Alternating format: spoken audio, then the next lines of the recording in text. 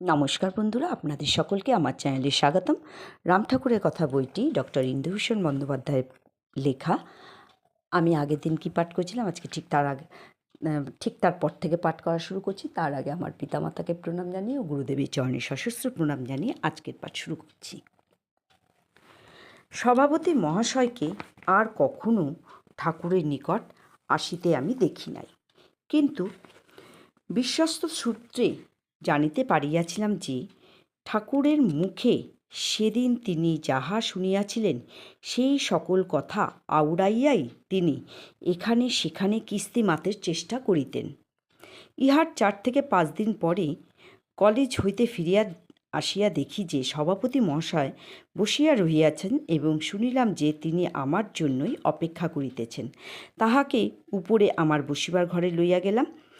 এ কথা সে কথার পর তিনি বলিলেন যে ঠাকুর সেদিন সুখ আর আনন্দের মধ্যে যেন একটা পার্থক্য করিতেছিলেন। কথাটা তিনি ঠিক স্মরণ করিতে পারিতেছেন না। আমার মনে আছে কি না জিজ্ঞাসা করিলেন। ঠাকুরের মুখে এই আলোচনা আমি একাধিকবার শুনিয়াছিলাম, সুতরাং ছোট্ট একটি বক্তৃতা ঝাড়িয়া দিতে আমার কোনো অসুবিধাই হইল না। সুখ আসে একটা কারণ অবলম্বন করিয়া, আনন্দ নিরাবলম্ব। সব প্রতিষ্ঠিত কোনো কিছুরই অপেক্ষা করে না, কারণের অপেক্ষা করে বলিয়াই সুখ ক্ষণস্থায়ী ও খণ্ড, এবং নিরপেক্ষ বলিয়াই আনন্দ অখণ্ড ও অনন্ত। মানুষ আনন্দই চায়, কিন্তু বিষয়ের মধ্য দিয়া তাহার অনুসন্ধান করে বলিয়াই সুখই কখনো কখনো পায়, আনন্দ পায় না।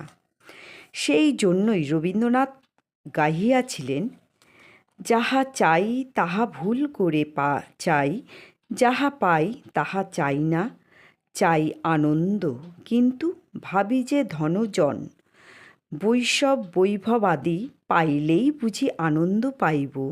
যখন ধন জনাদি আয়ত্তের মধ্যে আসে তখন মনে হয় যে ঠিক এইগুলিই আমি চাই নাই, যাহা চাহিয়াছিলাম তাহা যেন পাই নাই। মানুষ চায় সুখ, পায় সামগ্রী, আনন্দ তো দূরের কথা। বাস্তবিক পক্ষে সুখও নিতান্ত সহজলভ্য নহে। ভাবিলাম যে একখানা নিজস্ব বাড়ি পাইলেই বুঝি সুখী হইব, কিন্তু বাড়িখানা পাইয়া দেখি যে বাড়িখানাই পাইয়াছি, সুখ সরিয়া দাঁড়াইয়াছে। আরও বিপদ হইল এই যে সুখের সঙ্গে দুঃখ অঙ্গাঙ্গীভাবেই রহিয়াছে। একখানা মোটর গাড়ি পাইলাম, কিন্তু সঙ্গে সঙ্গে আসিল 5 রকমের ঝঞ্ঝাট।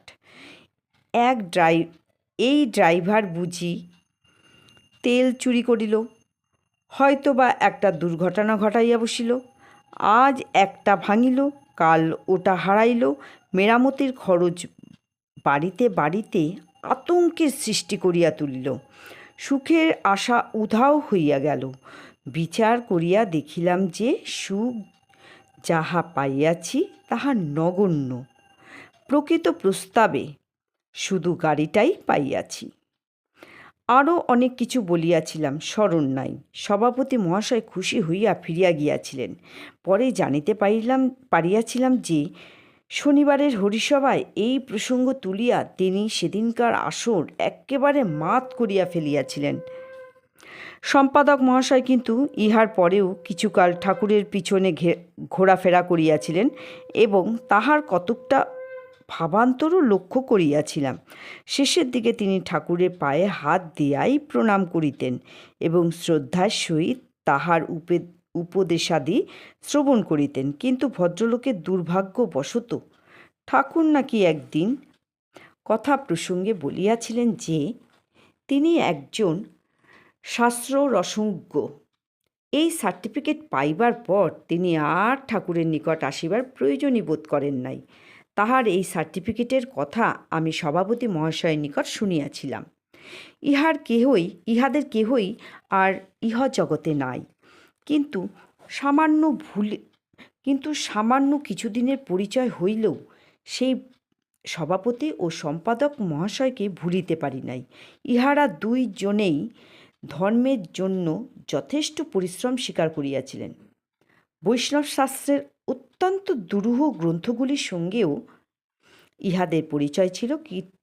কীর্তন, সাধুসঙ্গ প্রভৃতি সকল বিষয়ই ইহাদের পরিচয় ছিল। কীর্তন, সাধুসঙ্গ প্রভৃতি সকল বিষয়ে ইহাদের অনুরাগ ছিল, কিন্তু এ সকলের কিছুই তাহাদের নিজেদের কোনো কাজে আসিল না। আত্মাভিমানের ইন্ধন যোগাইতেই নিঃশেষ হইয়া গেল। ইহাদের শেষ জীবনেও ইহাদের সহিত কয়েকবার আমার সাক্ষাৎ হইয়াছিল, কিন্তু কোনো পরিবর্তন লক্ষ্য করি নাই। ইহারা ধর্ম ধর্ম করিয়া জীবন কাটাইয়া গেল, কিন্তু করিয়া গেলেন অহংসেবা।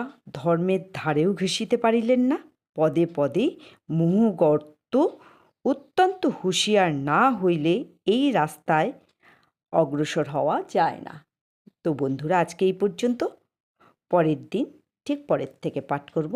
নমস্কার।